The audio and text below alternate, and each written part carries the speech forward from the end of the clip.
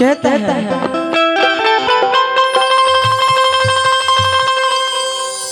कि माई मोर हो गई सपनावा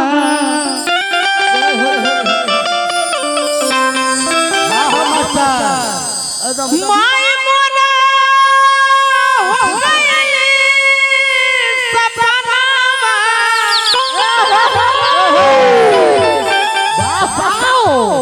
अख कहीं ना मनावा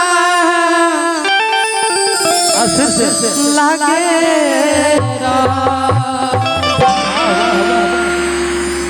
ना ना कितना सुंदर भाव कि माई मोरा हो गई सपनावा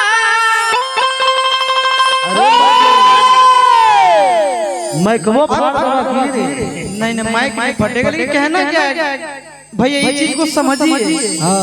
कि आज माई नहीं है तो कमी खल रहा है ना एकरे कहता है कि जब तक माई बाबू है ना तो पैरवे धोके पूजे पड़ता तो पूजो और नहीं होगा ना तो फिर दिन नहीं मिलेगा ना तो बड़े पछताओगे कि माई मोरा हो गई सपनावा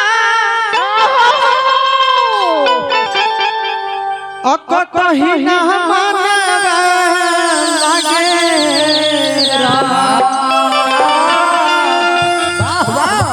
अरे झर झर बहेला चाचा जी बोलते हैं कि झर झर बरसे नया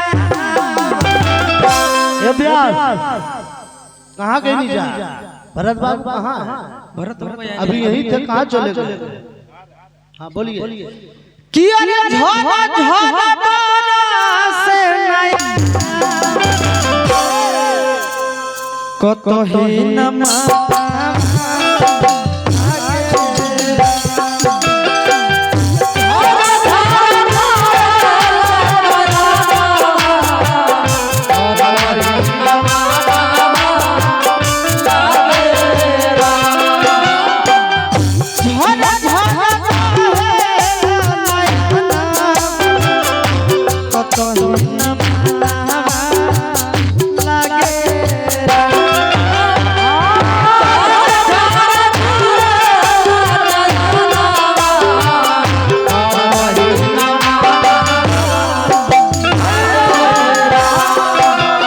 कमी सब खलता है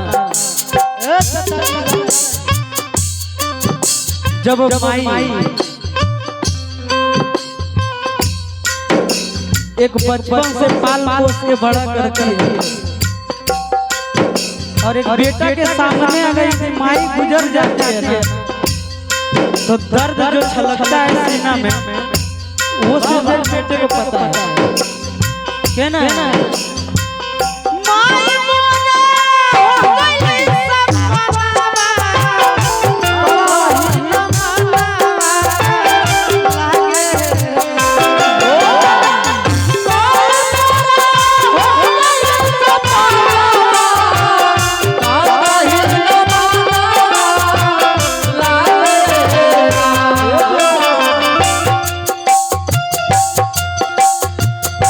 झर झर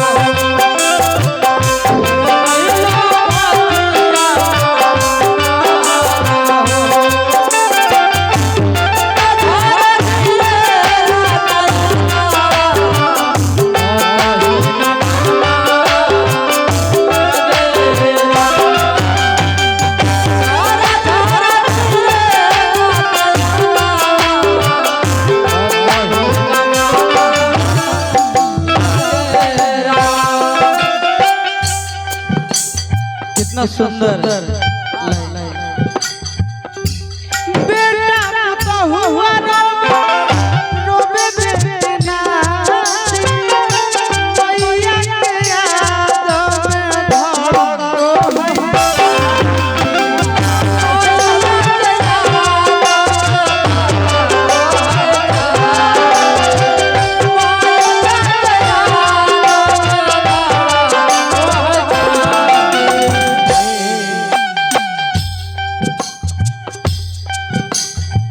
अभी तो आप आए हैं विदाई के टाइम देखते यहाँ सब रो रहे दादी कह रही दादा कह रहे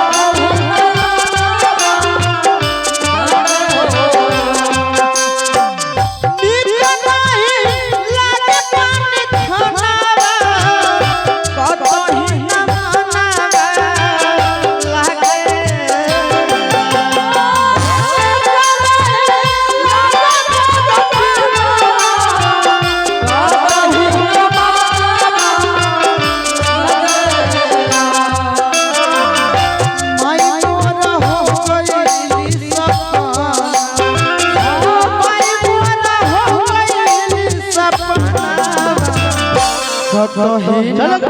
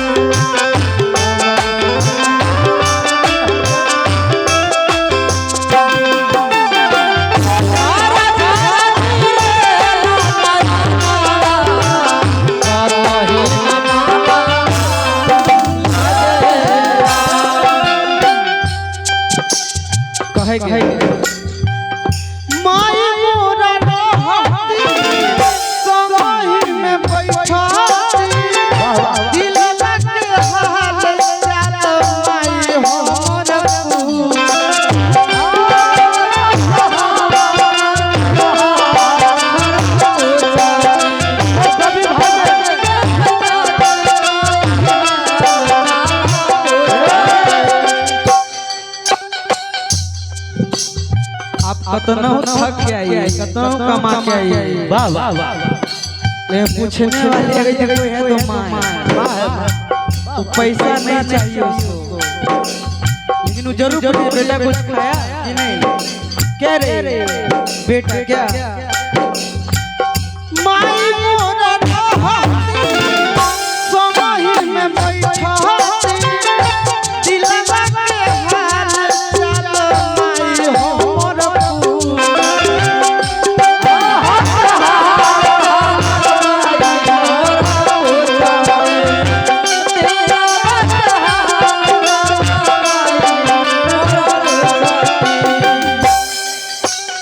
और क्या मनी सुन लगे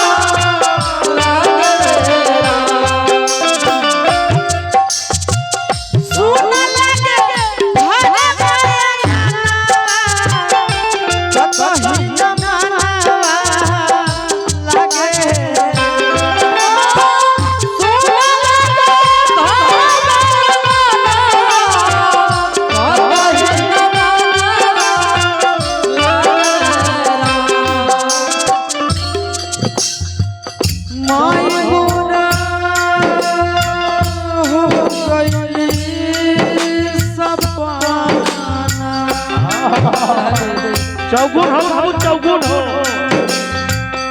माई मोरा हो गई सपना अकतही न माना